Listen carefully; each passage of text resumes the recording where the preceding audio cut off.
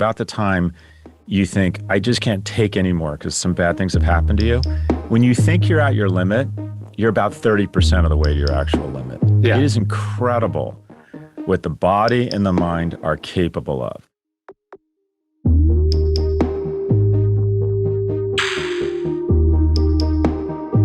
Well, I'm excited. I have a bunch I want to talk to you with, but I thought we'd start with what happened last week. What is it like to be attacked by the richest man in the world on Twitter? Yeah, we should talk about that.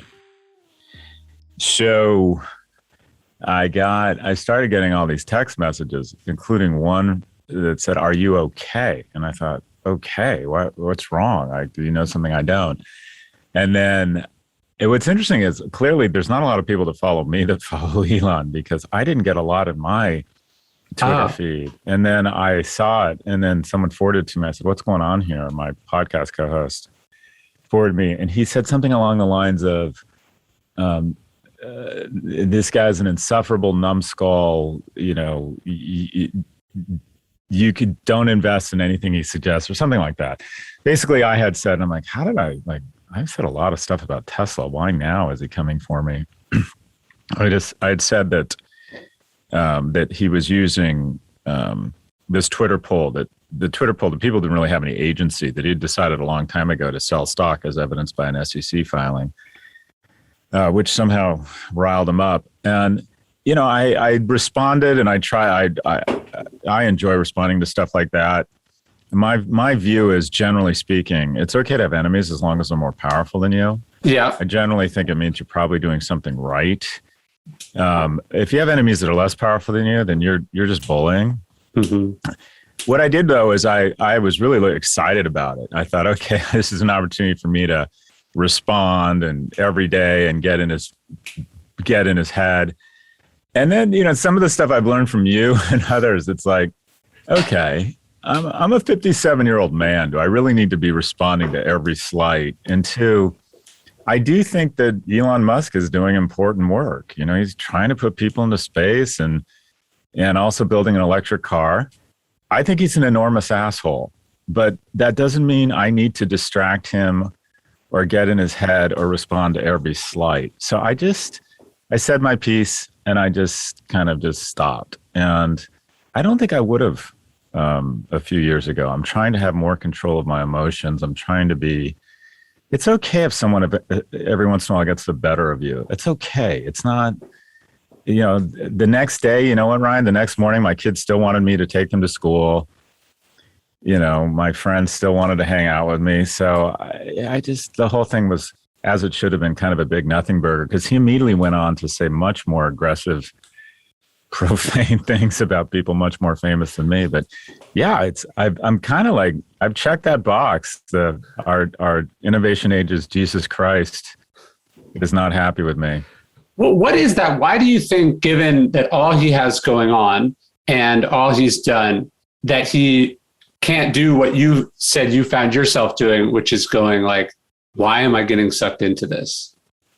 Yeah, it's really interesting. I mean, to be fair, some of it has paid huge dividends. There's an id, or there's a fairly unfortunate component of our species and our society where you're always kind of enjoying people you admire dunking on others. Sure. So to get back in Bernie's face when Bernie comes across as indignant and lecturing, which he does a lot, and say, "I forgot you were still alive." That kind of is fun, right? It feels good. And especially of the 40 or 50 million followers that Elon has, I would bet 30 million of them are young men who kind of enjoy that sort of, I don't want to call it Howard Stern, but that kind of Donald Trump, Howard Stern, in your face, irreverent. I don't give a shit. I'm not going to be the boring toothpaste CEO. I'm going to say what I want.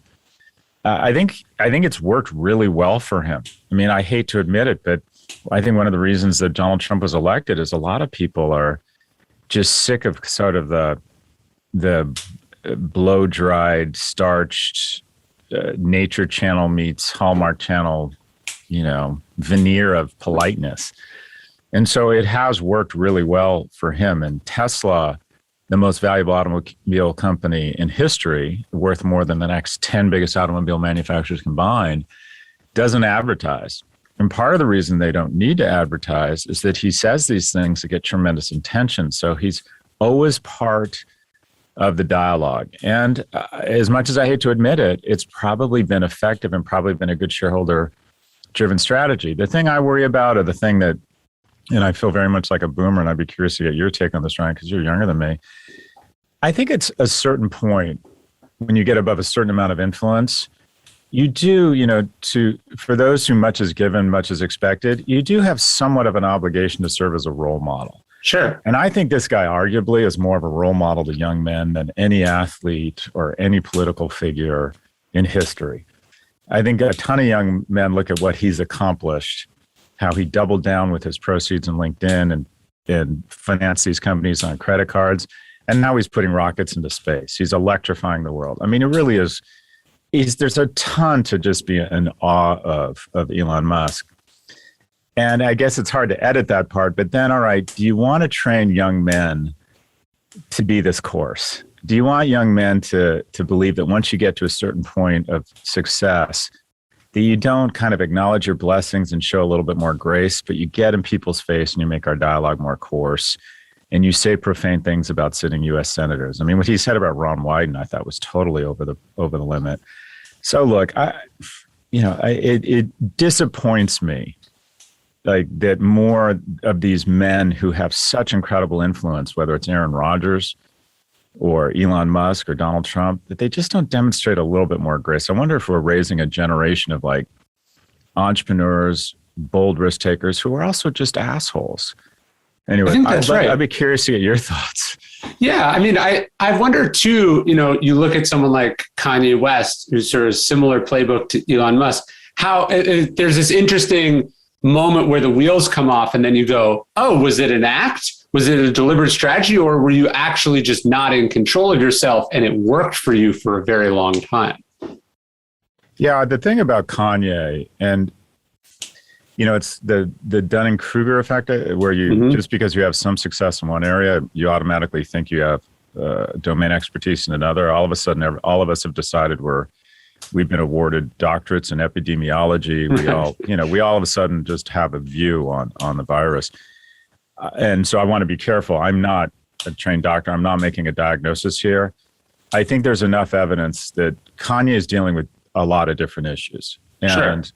Kanye strikes me as someone who is just struggling and occasionally has episodes where trying to just figure out a delicate way to manicure this without coming across as an armchair psychiatrist. I think Kanye is a different situation. Are you making time for philosophy? Because if you're not, what are you making time for? Other stuff, less important stuff. To me, the question is like, who are you studying philosophy with? The idea behind Daily Stoic Life is how can we, in this sort of series of communities, how can we create our own digital painted porch? This isn't the actual painted porch in my bookshop, so I love the symmetry of all that, but how can we make a community of Stoics, not just people who are vaguely interested in Stoicism, but people who are really committed to it? That's who this is for. If that sounds like you at all, check out Daily Stoic Life. You can go to dailystoiclife.com, links below, obviously. We'd love to have you. It's a free 2-week trial. You get a bunch of cool stuff when you join Daily Stoic Life as well, including every year we do like a limited edition version of the best of Daily Stoic emails you can only get as part of Daily Stoic Life. There's this Marcus Aurelius coin, which I carry. It says, waste no more time arguing. What a good man is like. Be one. We'd love to have you. Give it a try. I'll see you soon. I just mean that, but social media ultimately doesn't really make a distinction. If it's sort of entertaining or interesting, it plays well. So it's like, I guess I always wonder with someone like Elon, how much of it is this sort of deliberate marketing strategy and how much of it is can't stop himself I think it's doing authentic. certain things. Yeah, I don't think, supposedly he burns through PR executives every 14 days because they just don't know what to do. And on a risk adjusted basis over the long term, this attitude of being irreverent and occasionally being unscripted and not having every word massaged by 8 PR consultants, which is what every CEO. I was at Code and there was a bunch of tech CEOs there and they were all surrounded by an entourage. And their entourage isn't even security. It's not people they're trying to help learn. It's not their chief of staff. It's all these PR hacks. sure. Trying to massage every word and say, okay, they're going to ask you about this. frame it this way. And he's not that. And Sure. I think people really respond positively to this sort of unfiltered, in your face honesty. But I'm pretty sure, and again, I'm being reductive. I'm pretty sure he gets really fucking high and goes on Twitter at night. I don't think a sober person, and I relate to some of this because occasionally I've drunk tweeted and it's not a good idea.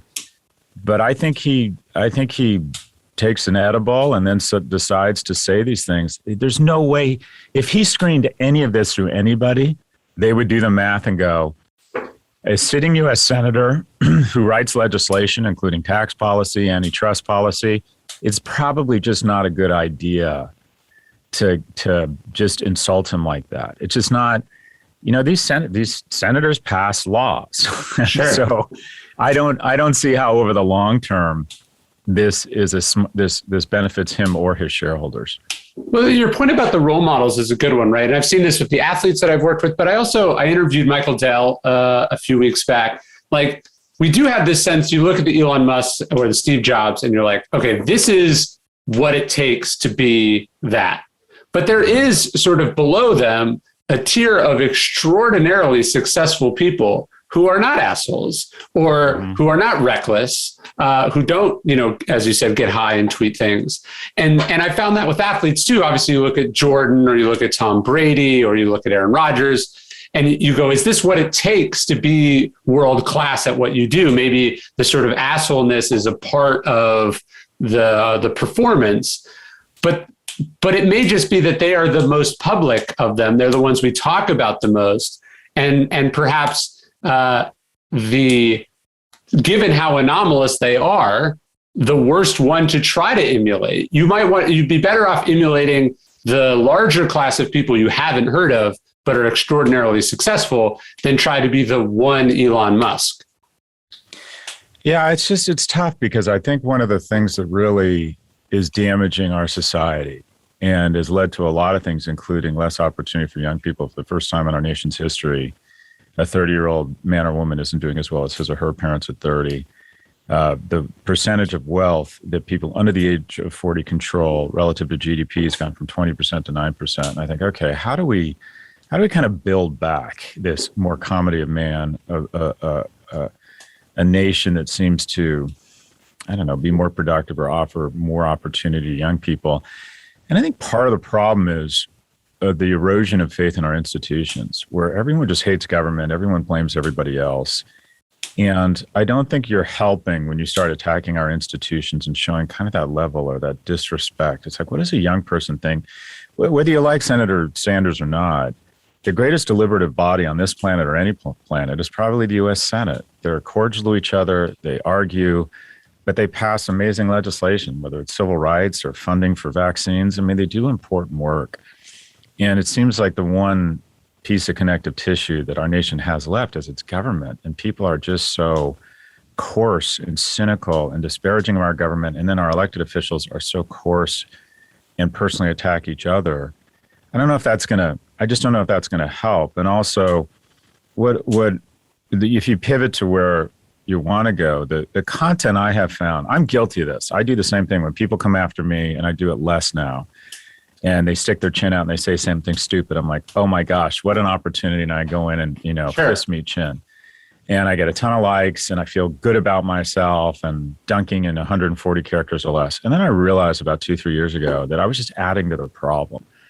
And I wasn't happy doing it. And it didn't reflect well on me personally. And that I think being a man means occasionally just taking it. Just if somebody is angry and upset and having a bad day, I used to be that guy, Ryan, that when I went to the Delta counter and I was, Delta 1K, any slight, I didn't get upgraded or the line wasn't moving fast enough, anything where I felt the universe was out of whack and not giving me the respect that I warranted, I had to get angry or bring it back to the equilibrium of me just being the fucking baller I'd like to think I am. Sure. The reality is, I think being a man is occasionally recognizing that sometimes when you get cut off in traffic, sometimes when your food is late, sometimes when someone serving you is disrespectful, that it's not about you, that maybe that person has a kid who's struggling with autism. Maybe that person is really worried about declaring bankruptcy because his or her wife has lung cancer.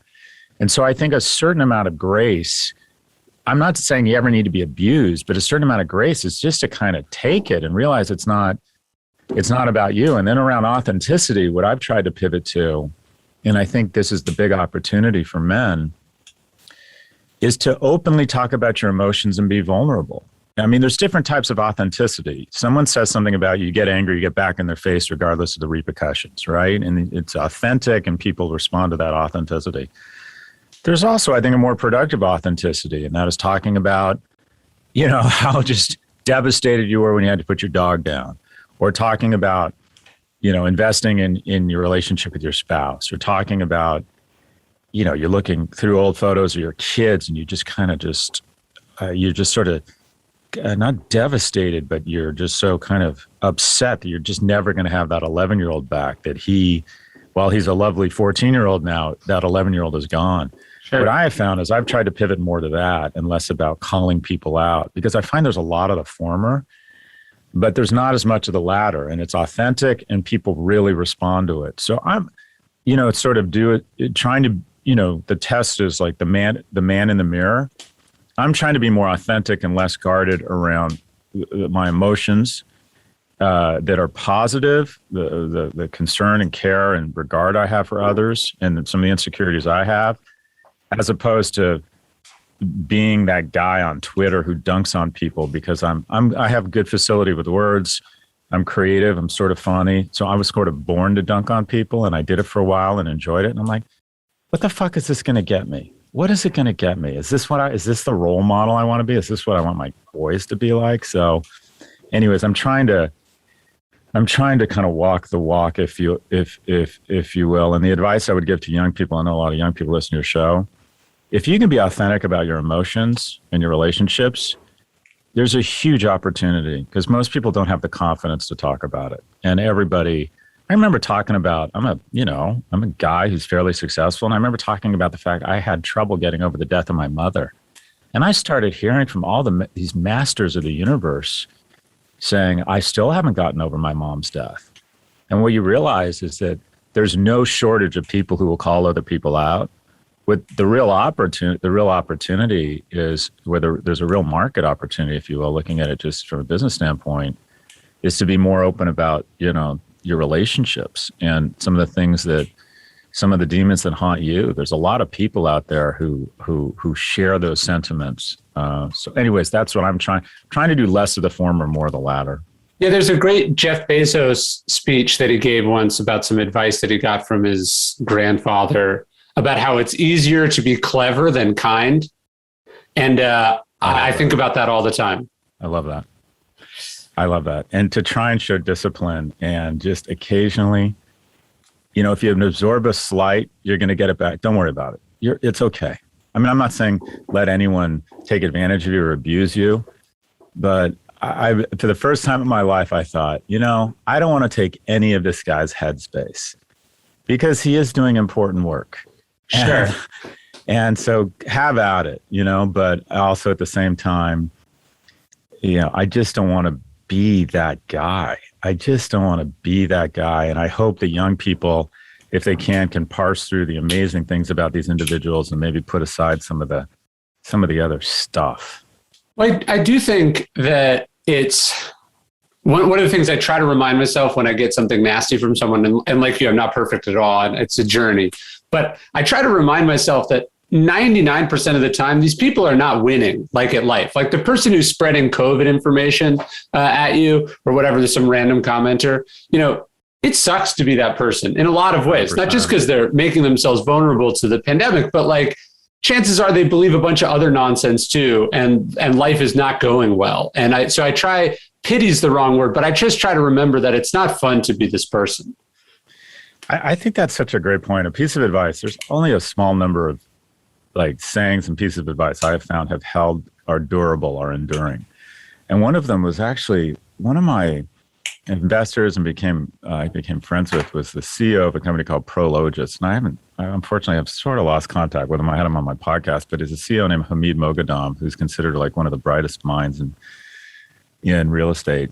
And I got kicked off the board and basically driven out of town of my first startup by this very like master of the universe venture capitalist. And I was just so fucking angry. And I spent basically a year or 2 years running a proxy battle and trying to seek my revenge. And I would always call Hamid for advice about the proxy fight and how to take over the company. And he said to me something that stuck with me. He said, Scott, he said, you realize that the best revenge is just to live really well. Yes. The best revenge is to have a better life. And what I realize is most of the people I get into it or come after me or say false things about me on Twitter or whatever, I just say, I'm going to serve this guy a cold lunch by just having a fucking amazing life. I'm going to have a ton of people who I love, who love me. I'm going to make a shit ton of money and I'm going to spend it all on good things and give a lot of it away. I'm going to do amazing things with amazing people and I'm going to raise great citizens. That's my revenge. And that's the advice I would give to anybody, the best revenge, you want to make all of your enemies happy. And by the way, as enemies are a function of success. Sure. There's an industrial complex that rewards people for dunking and going after people who get some sort of fame or influence. And that's probably a healthy thing. We should probably question power. But the absolute best revenge is just to have an amazing life and such a nice life that bullshit just plays a smaller and smaller role in your head. And I've tried to embrace that. I'm like, okay, I'm going to try to take any energy around that stuff and focus it on being stronger, being more fit, making more money, spending more time with my kids, spending more time with my friends, because that is the ultimate revenge. And then I wish we were I'm trying to bring some heat and some light to people who I think who show a lot of grace. Like I was thinking like Angela Merkel or Senator Amy Klobuchar. These people are, I'm friendly with a guy named Senator Michael Bennet. The thing they do, or even Andrew Yang, who I'm a big supporter of, the thing they all have in common, they never personally attack anybody. Yes. When you're Chancellor of Germany, you could easily use your platform to call out what a fucking idiot Donald Trump is. And she doesn't, because she realized my job is to serve the German people. The woman is a quantum chemist. She has a PhD in quantum chemistry. My guess is she could absolutely highlight what the president of Brazil is saying, his junk science about COVID. But she doesn't. She restrains herself. Her attitude is, I'm about helping the German people. And her last tweet kind of summed up everything that, of course, no one saw, but I thought was the most heroic tweet of the year. She said, I promise my departure will be remarkably boring. Yes. And I just saw it. And then she stopped tweeting. And I thought, that's the kind of leadership. That's the kind of grace we need right now in the world, is people who aren't going to use their platform to piss off people or make us more tribal or say, here, you on this side and everyone else is our enemy. So I'm trying to think, how do we live that kind of live up to that ideal? And also, how do we bring more attention to the people who just do the work? I had Senator Klobuchar on our podcast, or I shouldn't say I did it. Kara brought her on. And she's doing such important work. And she doesn't go after people personally. She doesn't think it's a function of making progress she has to criticize other people. Yeah, I think it sounds like the theme of what you're saying, that's actually what I'm writing about now, but is restraint. Just because you can doesn't mean you should. Just because you were rightfully provoked doesn't mean you need to respond. And I think that is a attribute that is very, very rare in today's world, people who are restrained. Well, I've been reading a lot I've been trying to understand masculinity, and a lot of discussion of masculinity ends up with the military and strength and warriors and what it means to be a warrior. And warriors are highly trained, highly skilled, deadly when they need to be. But the other component or an aspect of a true warrior is he or she keeps their sword in their sheath unless absolutely necessary. They're not running around firing on civilians just because they're worried about them or they're not respectful to them. They keep their guns and their swords, kind of locked and in the sheath. And I think that's what it means to be a real warrior, is to just get incredibly strong mentally and physically. I do think that physical fitness and strength, and this is where I'm less woke, I don't buy this body positivity movement. I think it's important to be physically fit. You are not renting your body. This is not a loaner. I think you want to be able to run long distances and lift heavy weights, both in the real world and in your mind. But you don't use that strength to hurt people. You don't use your 40 million Twitter followers to shame people or embarrass them. You keep your sword in its sheath. That's what a warrior is. No, let's talk about the body thing, because I know I've seen some pictures. You're pretty jacked. To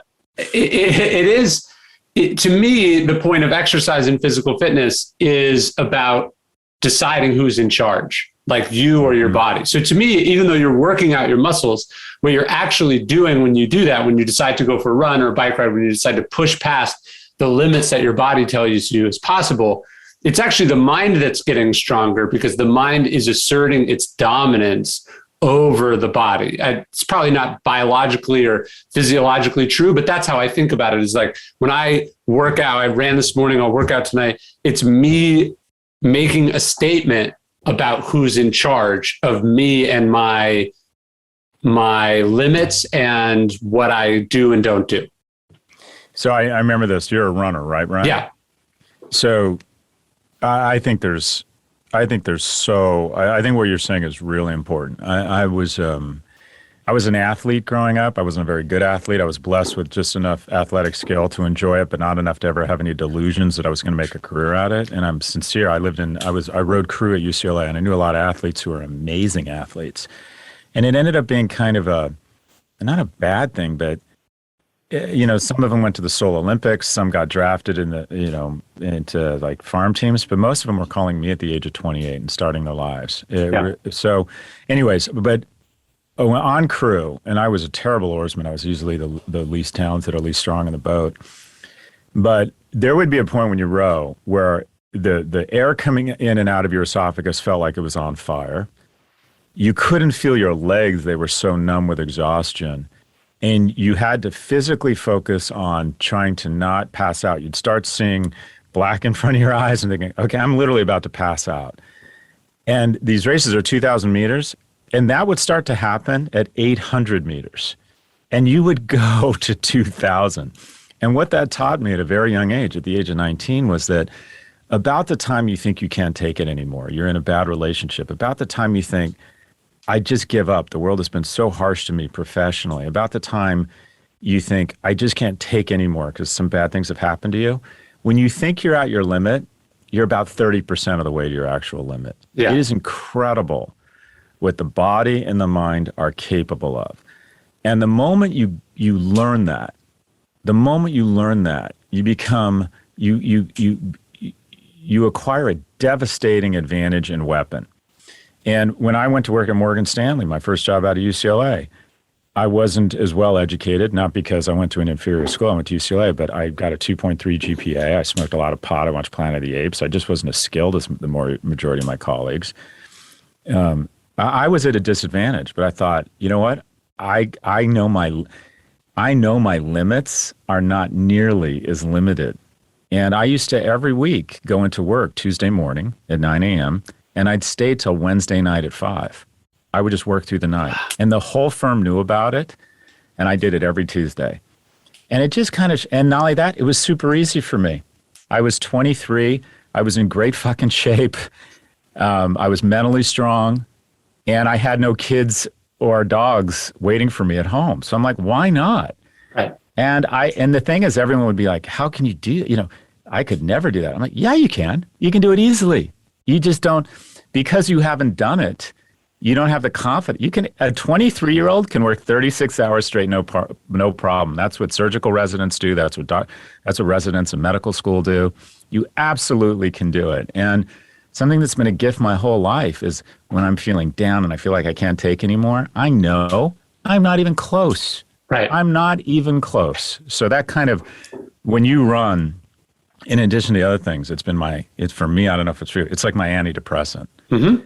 Gets rid of my anger, gives me control over my emotions, makes me feel strong. I enjoy sex more because I feel stronger. It makes me feel just like I can be more kind because I feel stronger. Just everything about it is a gift. And unfortunately, we've conflated fitness with some sort of shaming of people who have genetic problems or in food deserts. That's not where we are at all. I want to move back to a society. Remember the Presidential Fitness Awards? I don't know if you're even old enough for that. But in the 5th grade, you'd start doing like pull-ups, sit-ups. Yeah. And if you were in the top decile, you got a badge. And it was a competition. And I think over time it got starched out because people thought of it as body shaming or as, it's definitely not everyone gets a trophy, right? You get a badge, you don't. And you get used to get badge number like Presidential Fitness Award 2, 3, 4, 5. And I remember missing it one year because for the life of me, I couldn't do pull-ups. I grew and I didn't have the upper body strength. I couldn't do as many pull-ups. And I was just devastated. I think we need to reinstitute a certain level of expectation and competitiveness and reward for young people who get in great shape. You don't have to be a great athlete. I don't see any reason why every young person shouldn't be fit. And I just think it's key. The terrible stat I heard is like 50% of the young population is not capable of joining the military. Like you are disqualified from joining the military. Is that because of physical or IQ tests? No, physical. What's physical? Yeah. Just overweight or some sort of disability related to that. And you're like, oh, it's not just an existential issue. It's a national security crisis. Yeah. Like it really has, because by not taking care of yourself, and we see this during COVID too, but not taking care of yourself, if we all lapse in that, also has public health implications too. Huge. I suppose, what is it? 1 in 3 Americans are either diabetic or pre-diabetic. And just as we've politicized mass on the far right, I think on the far left. Yeah. Yeah. And then on the far left, I think we've politicized obesity.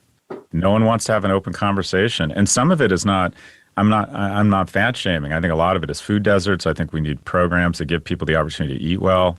After school programs have been cut from funding. Yeah, it's not a willpower thing. These people are not being set up to succeed or given the tools to succeed. Yeah. And also we have a fashion industrial complex that for the last 30 years has said be anorexic. And now they've decided to embrace diabetic. And I'm like, well, isn't there anything in the middle here? Isn't there moderation? Okay? Yeah, isn't there just a because I didn't realize how powerful the kind of that imagery from media is. I always thought, well, you're attracted to who you're attracted to are. And I found it when I moved to New York, I was pursuing when I was single this aesthetic of like the tall woman who looks like a hanger. Yeah. Because I thought, oh, that's what real beauty is. And that's unhealthy. And just as I think it's unhealthy now that these fashion magazines are celebrating what is, in my opinion, just being overweight. I think we should be tolerant and accepting. I think a lot of people are born that way, but I don't think it's aspirational. I think these people are going to struggle with health concerns before they should. Well, and I think, look, the benefits of exercise as well, besides just the health, what I think is so important is like life is hard and life sucks. And whatever you're working on, more days than not, it's not going to go as well as you would like it to go. But one of the things I think is really important about having some physical practice that you do is that it's something in your control that can always go well. You know what I mean? Like the weights are always in your control. The run is in your control. The swim is in your control. Playing basketball with your friends is in your control. You go and do it, and it's a win if you go and do it. Like by putting on the shoes, you've already won. And so when you deprive people of a practice like that, you are actually making them more dependent on work, life, other things that they don't control going well for them to be happy. For me, and I don't know if this is true for you, but it's the easiest marker for whether I had a productive good day or not. Any day, no matter what happens to me, negative or positive, it's a good day. I accomplished something if I worked out. I look back and I'm like, oh, well, I worked out. Then I'm like, everything else is gravy because it's hard. And not like that. I'm not somebody, I enjoy it, but I'd kind of rather not do it. If someone would say to me, we'll give you the benefits of working out 7 days a week and you never have to do it. I would hit that button. I would take that pill. Yeah. You know, I mean, I'm always happy. It's like being in the Marines. I'm glad I did it. It's just the idea. I worked out this morning at 9 a.m. I have a trainer that I do remotely on Facebook. I'm very privileged. And like at about 8:55, I'm just sort of like, fuck. You know, I'd really rather not be doing this last night. I took a Delta 8, which is a CBD sleeping aid, and I woke up totally groggy. But this is it. This is a good day. I mean, I'll get to do this podcast with you. I worked out. Boom. It's like anything else is extra. Yeah. Gravy. Yes. So I tell kids, and one of the first thing I coach, I coach a lot of young men, or I try to. I say, I have them give me their phone, and I'm like, the first thing we're going to do, and this would be my recommendation for a lot of people. One of the first things, if you really haven't embraced physical fitness, and it's so easy because we're so busy and we got so much other shit to do, is to find 4 to 6 hours. Coinbase, Twitter, TikTok, porn, whatever it is, find 4 to 6 hours on your phone, and you can find it, boss. Just look at where you're spending your time. You can find it and reallocate that 4 to 6 hours into physical fitness. I did it when I moved to New York in 2000. I worked out a lot when I was younger. 4 to 6 hours a week, you're saying? 4 to 6 hours a week. Yeah. I don't know what I said. Yeah. No, I just wanted to make sure. 4 to 6 hours a week. I played a lot of golf when I lived on the West Coast. I played at least once a week. One round of golf, when you really take into account getting to the golf course, the beer you have with your foursome afterwards, it's at least 6 hours. I decided when I got back to New York, this is pre-internet, so I wasn't spending a lot of time on Twitter, or not pre-internet, but pre-Twitter. I decided I was going to stop golfing, and I was going to take 4 hours and just pile it all into fitness every week. And I was going to take an hour to an hour and a half and do it 3 or 4 times a week. And I gave up golf. I'm not saying it's hard. You know, you got to give something else up because it is real time. But I'm telling you, every young person, especially young men, I find women are a little bit more efficient, can find 4 to 6 hours just on their phone and reallocate it into physical fitness. It's the fastest hack to getting to that warrior status. It's the fastest hack to getting less depressed, more in control, more kindness, making more money. I've said, and we should move on from we're killing this thing. I've said, I think everyone should be able to walk into a room, especially if you're 30. You should be able to walk in any room and know there's a reasonable chance, if shit got real, you could kill and eat everyone in the room, or you could outrun them. I'm getting to the point where it's more about outrunning them, but you want to feel that. You want to feel that strength. You just walk into a room and you just feel better about your place in the world and your strength, and you can operate from a position of kindness and strength. Well, you think about our bodies are the result of millions of years of evolution. We're given this incredible Ferrari by nature, right? Or this incredible piece of raw material. I think it does something to you psychologically to walk around and know that you are not even close to realizing that potential, that you're squandering the potential. Like, so when you're walking around, you know, like you're not eating well, you're not sleeping well, you're not pushing yourself physically. I think what you're carrying around, it's guilt, but it's also just this sense of like you're mistreating the vehicle that you've been given. And conversely, to feel like you've got it polished and in great shape is also very empowering and exciting.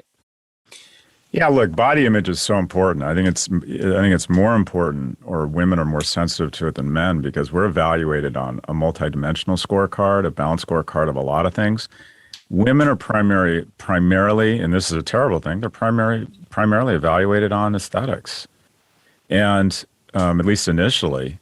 So it's unfair. So it's easy to see how women, especially girls, develop body image issues. You know, I definitely have body image issues. I have what's it called, body dysmorphia. Growing up, I was so tall. You look like me. You're tall and skinny. And no one ever feels sorry for us. No one ever says, "Oh, you know, you can never bring up I'm skinnier than I'd like." No one has any time of day to listen to that. But when I went to college, or when I was a senior in high school, I've been playing sports my whole life. I hit this growth spurt. I was like 6'1", 140 pounds, and all of a sudden I couldn't play football. I had trouble playing baseball, even playing basketball. I just couldn't go in the paint because I would just get, bowled over by someone with more mass than me. And it also just made me feel very insecure, being that tall and that painfully thin. And that's why I've worked out was it just, I had such negative body image, and working out gave me some control over it. But I think almost everybody, I would bet, I don't know what the numbers are, but I would bet, 10, 20% of people kind of like feel their body as a source of confidence as opposed to a source of insecurity. And that kind of insecurity drove me. I found working out was a real great means of kind of overcoming that dysmorphia. And I still, unfortunately, I look at pictures and I look at myself, and I know how anorexia starts, or I look at myself, even when I was a younger man, you used the word jacked. When I was a younger man, I was jacked. I was big, and I look back now and I can see that. Back then, I would look in the mirror, I would look at those pictures where a lot of people would look at them and go, Jesus Christ, right now. And I look at them, but back then I'd look at my body and be like, oh my God, I'm so skinny. I need to put on more weight. Right. And I think that's how it starts. There's how you see yourself, and there's how others see you. But body image, and it's such a task. It's such a big issue, especially for girls. But it definitely impacted me. I still have that. You mentioned being an unremarkable athlete. I know you've talked about being an unremarkable student as well. That's sort of what I was. I wasn't like a loser. I didn't like get, at 800 on the SATs, but I don't think there were many teachers that thought I would end up where I was.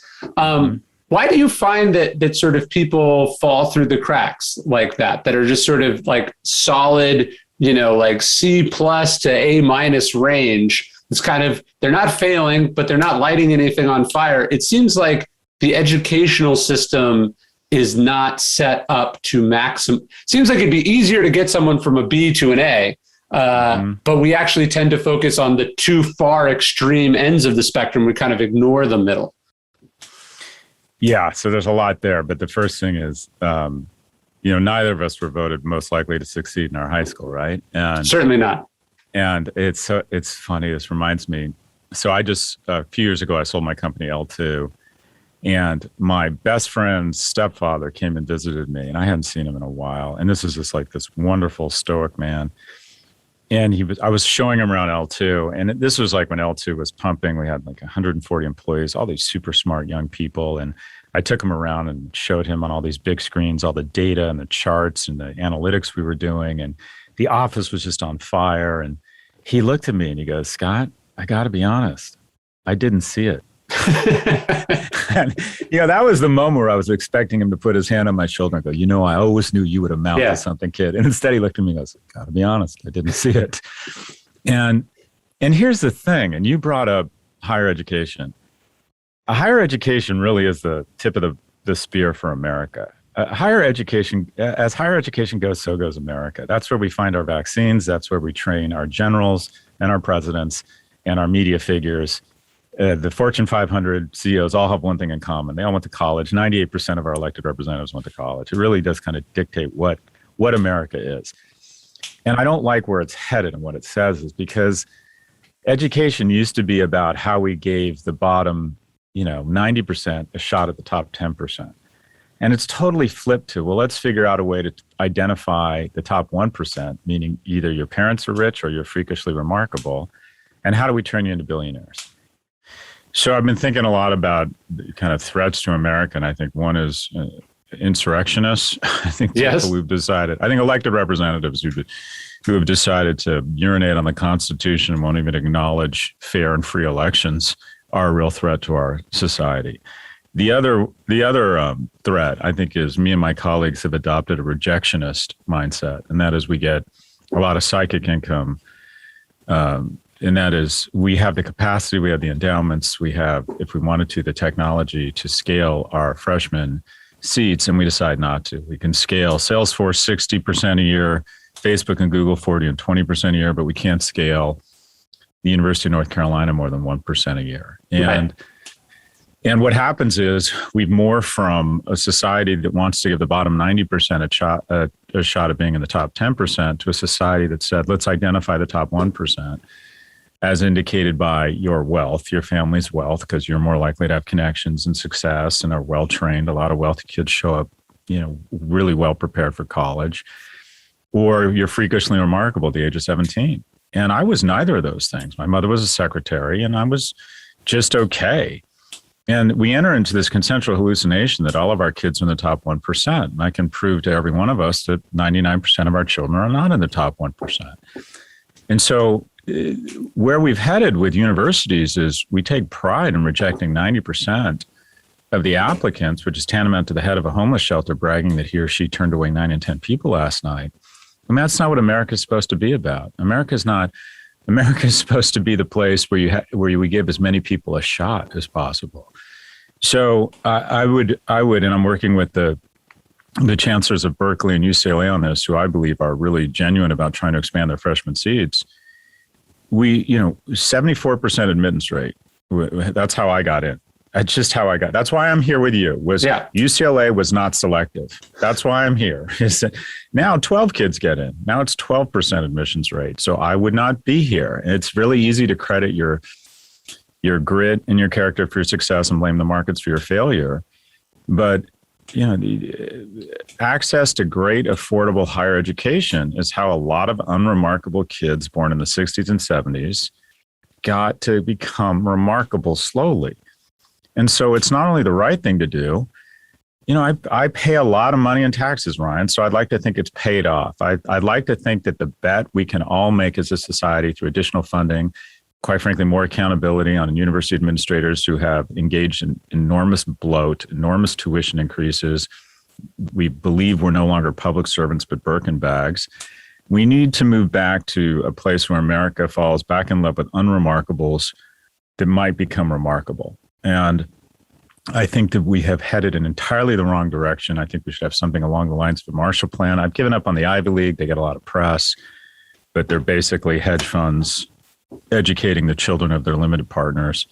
Our public universities that educate 2/3 of our kids, I think, understand the problem. And I think that governments, alumni, and the administrators themselves, by holding themselves more accountable, need to go on a mission to double the number of freshman seats at our great public universities over the next 10 years. Otherwise, you're just going to miss out on a lot of people that surprise you. I got my shit together in graduate school, and it kind of inspired an upward spiral that I think has been good for me, good for my family, good for America. And we need to make more of those bets. We need to have more unremarkables. Well, I was slightly less remarkable than you. I got into Riverside, and UCR? UCR, and great school. It was great. Well, so coming from my father was a police officer, my mother was a school principal, but for me, UCR was incredibly remarkable. There were professors there who had been in books that I'd read, and it was a glimpse into a whole other world that I had no access to as a normal, unremarkable kid in Sacramento. And so I think the point is to get on campus, and then magic can happen there. Yeah, that's right.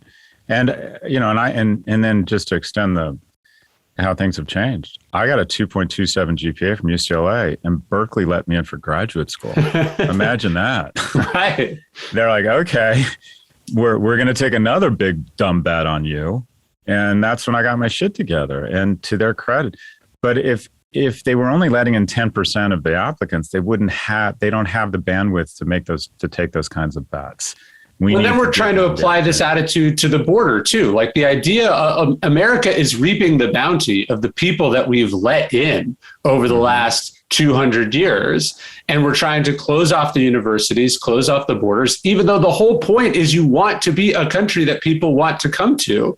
And then you want to harness that manpower and brain power and energy and ambition and use it in a way that no other country can.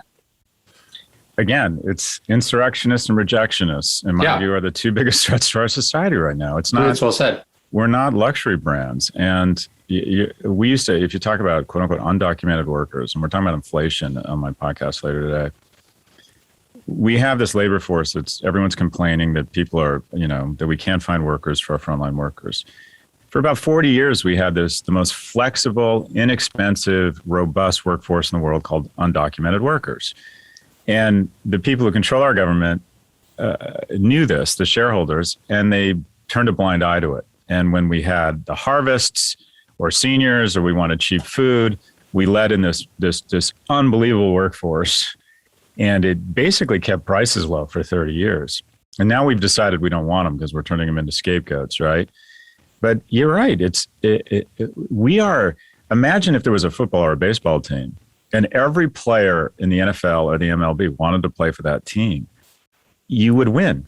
And that's what America's been doing. It's been winning because everybody wants to play on our team. So you have to have standards. I do think you have to have borders. I think you have to have immigration. You have to have policies, but we should absolutely, open up the nozzle here. We need more people at every skill level to fill. We should be stealing the talent from all the other teams. 100%. Why? That just seems insane. Yeah. That we would say no. Unless you've played for the Marlins or you've played for the Giants for 20 years, we're not going to let you try out. That just doesn't make any sense at all to me. Right. No, and look, no offense to my fellow Americans, but when I look around, I'm not like, this is the best in the whole world. We don't need anyone else. When you travel, you meet wonderful people from all over the world that would be wonderful additions to the team. And yet we have the rejectionist mindset, I think, is right. I would say insurrectionist, rejectionist, and then we have this sort of also this kind of political and social class. It's NIMBYism, but it's also sort of conservatism in another way, where it's just like, we just say no to everything. Like we say no to everything. Yes. Obstructionists. Yes. And then everything comes to a grinding halt and we all hate each other because there's no progress. When the car's moving fast, we all get along. Yeah, I think that's right. Well, Scott, this was amazing. I'm a big fan, and it's been an honor to chat, and we'll do it again soon. Yeah, I hope so, Ryan. Congratulations on all your success, and thanks for your good work. Likewise. Appreciate it. Keep pissing Elon off. Yeah, I have no choice. All right, man. I'll see you.